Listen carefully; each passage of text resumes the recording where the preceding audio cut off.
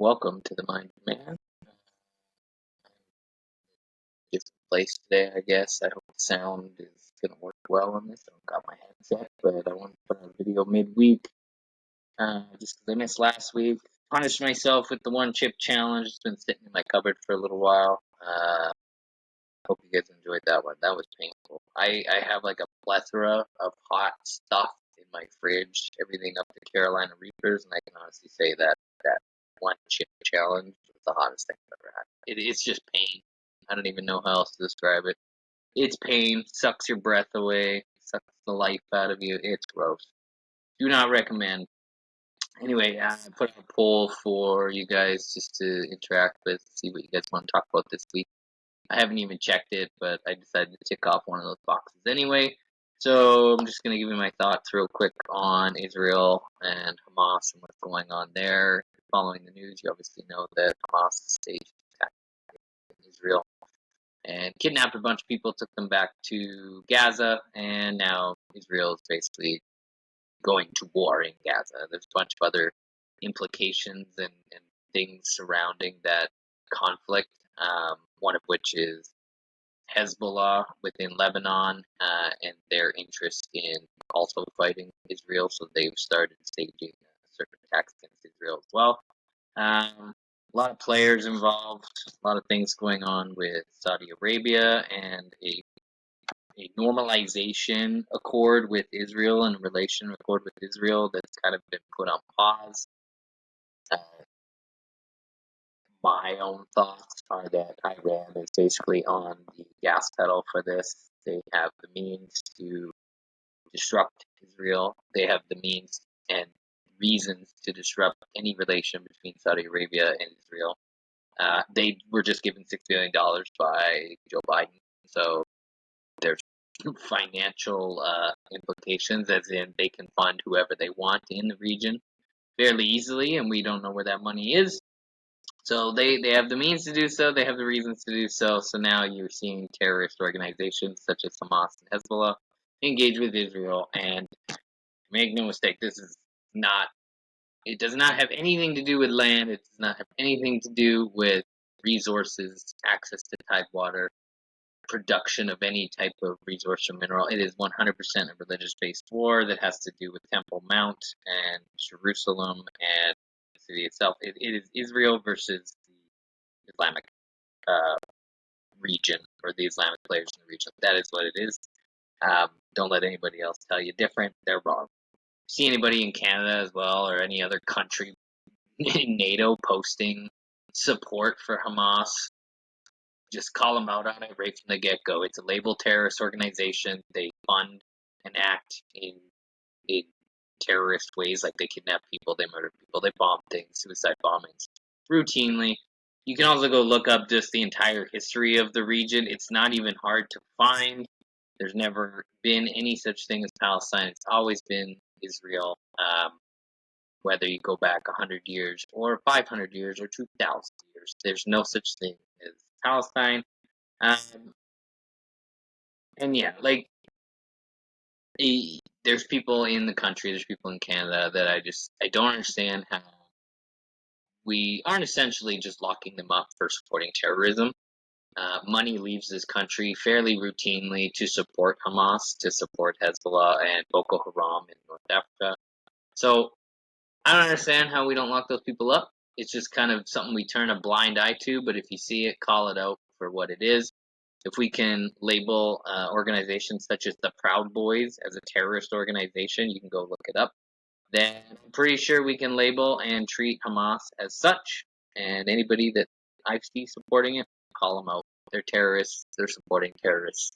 Report it on Facebook. Report it to anybody that will listen to you. It's garbage. Um, One of the things I'm curious about to see how this plays out, and which got me thinking, who stands to gain from a conflict like this. So the Saudis don't really stand to gain anything. Iran does. Most of the Islamic Arab nations in the region stand to gain, at least political prowess or power. Certainly, terrorist organizations stand to gain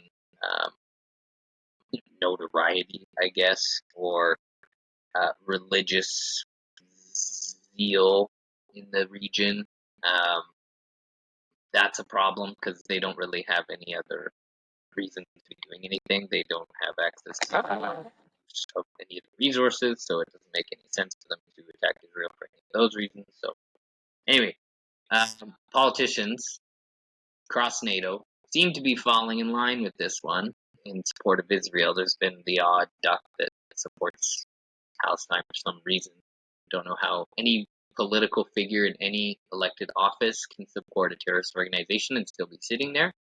They should be removed immediately. However, most politicians seem to be falling in line, including all the political parties in Canada. Red flag, red flag, red flag. What does that exactly mean? Well, it means that everybody's on the same page and everybody kind of wants this to occur, is how I look at it. Nobody's interfering, nobody's doing anything about it, and they're all just watching Israel play this out. I'm going to start seeing if I can follow the money, which is usually my answer to everything. Who stands to get rich from another Israeli war with Palestine or in northern Lebanon with Hezbollah? There's a few different players that can get rich off that. In particular, major companies that are involved in the oil industry or Israeli defense contracts or U.S. defense contracts. There's a variety of companies and interests just with regards to money. So I would start digging that up, specifically with regards to which politicians own which stocks. You can go look up stuff like that. Uh, there's lots of websites that publish politician stock movement and specifically in the defense industry. So go take a peek, have a look at Raytheon, Lockheed Martin, all the Boeing, big companies that build big bombs and big ships and big stuff to go fight wars. Um, not too much to say at this point about it. We'll see what the IDF, the Israeli Defense Force, ends up doing. It looks like they're just going to go in and start kicking in doors with the intent, or at least what they're saying is acquiring their citizens that were kidnapped. So we'll see how that goes. Sounds like there could be thousands of people that were kidnapped and being held in Gaza. Biggest problem that you will see in the news, and it will be exploited as such. It'll be a news story. It'll be a humanitarian story. It'll be that 3 million people hanging out in Gaza that probably have nothing to do with Hamas or the conflict have to somehow flee the country. They can go to Lebanon, they can go to Egypt, and that's pretty much it. And northern Egypt, Sinai, is basically a desert. Not really many places for them to go. Sounds like Canada is expelling at least people, Canadian citizens that are registered in the region. They've now ordered, they haven't ordered, they've recommended Canadian citizens leave Lebanon. Sounds like there might be an evacuation order given within the week. Just watch for that on the news. 3 million people leaving the country is next to impossible. I don't foresee it playing out in a way that makes anybody look good. The center of the Gaza Strip is mostly dominated by Hamas anyway, so anybody that's left there is likely there to pick a fight. Yeah, stay tuned. We'll see how it plays out. I'll try to release another video this week. We'll see. It might just be another short one. Might do a long one. We'll see if I can get one of my 2 guests or pending guests on.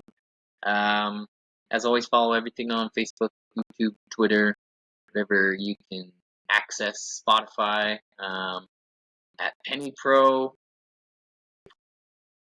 Give me some feedback on the episodes. Feel free to comment on the page. The more you interact with the page, the more exposure it gets. Specifically, if you share the page or share posts, that's what helps reach more people. And yeah, as always, the eBay store is open. Enjoy looking at that stuff.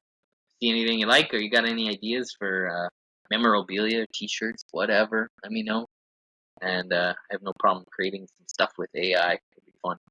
I'm not really tired right now. It's pretty much midday. I'm off to take another meeting right away, and catch you guys later this week.